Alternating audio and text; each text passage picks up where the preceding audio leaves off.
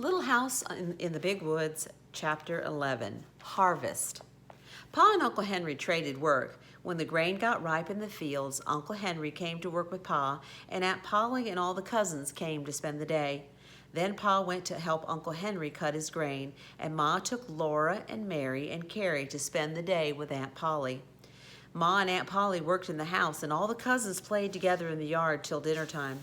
Aunt Polly's yard was a fine place to play because the stumps were so thick. The cousins played jumping from stump to stump without ever touching the ground. Even Laura, who was littlest, could do this easily in the places where the smallest trees had grown close together. Cousin Charlie was a big boy, going on 11 years old, and he could jump from stump to stump all over the yard. The smaller stumps he could jump two at a time, and he could walk on the top rail of the fence without being afraid. Pa and Uncle Henry were out in the field cutting the oats with cradles. A cradle is a sharp steel blade fastened to a framework of wooden slats that caught and held the stalks of grain when the blade cut them. Pa and Uncle Henry carried the cradles by their long, curved handles and swung the blades into the standing oats. When they had cut enough to make a pile, they slid the cut stalks off the slats into neat heaps on the ground. It was hard work walking around and around the field in the hot sun, with both hands swinging the heavy cradles into the grain and cutting it, then sliding it onto the piles. After the grain was cut, they must go over the field again. This time they would stoop over each pile, and taking up a handful of the stalks in each hand, they would knot them together to make a longer strand. Then, gathering up the pile of grain in their arms, they would bind it tightly around with the band they had made, and tie the band and tuck in its ends.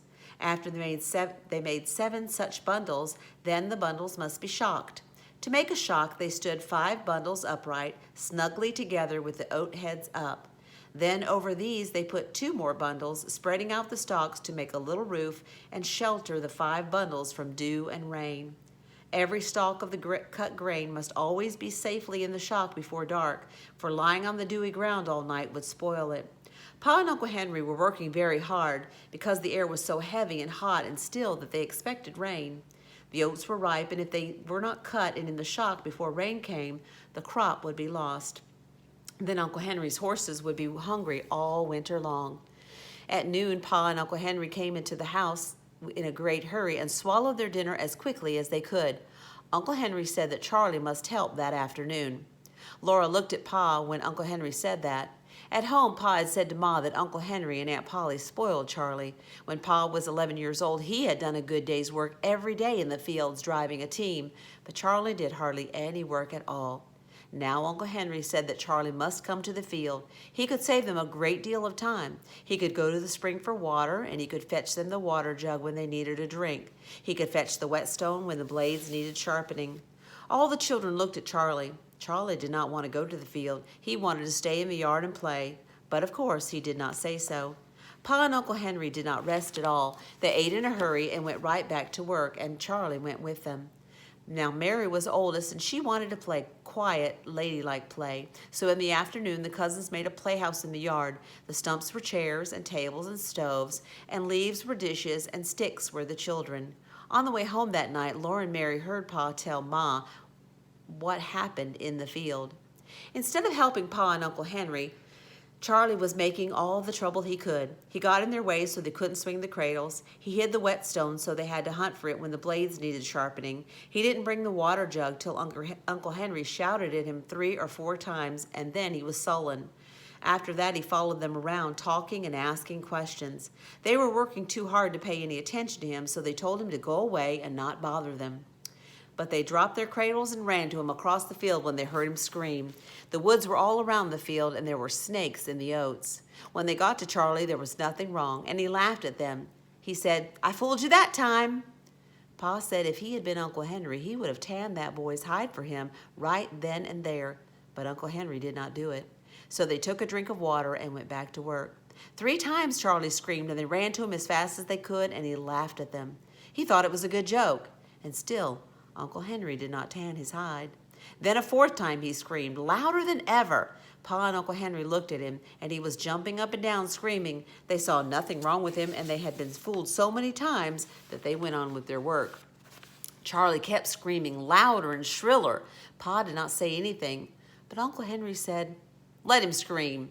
So they went on working and let him scream. He kept on jumping up and down, screaming, and he did not stop. At last, Uncle Henry said, "Maybe something really is wrong." They laid down their cradles and went across the field to him, and all that time, Charlie had been jumping up and down on a yellow jacket's nest.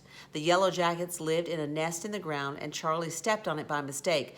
Then all the little bees in their bright yellow jackets came swarming out with their red-hot stings, and they hurt Charlie so that he couldn't get away. He was jumping up and down, and hundreds of bees were stinging him all over. They were stinging his face and his hands and his neck and his nose. They were crawling up his pants legs and stinging, and crawling down the back of his neck and stinging. The more he jumped and screamed, the harder they stung. Pa and Uncle Henry took him by the arms and ran him away from the yellow jacket's nest. They undressed him, and his clothes were full of yellow jackets, and their stings were swelling up all over him. They killed the bees that were stinging him, and they shook the bees out of his clothes, and then they dressed him again and sent him to the house. Laura and Mary and the cousins were playing quietly in the yard when they heard a loud, blubbering cry.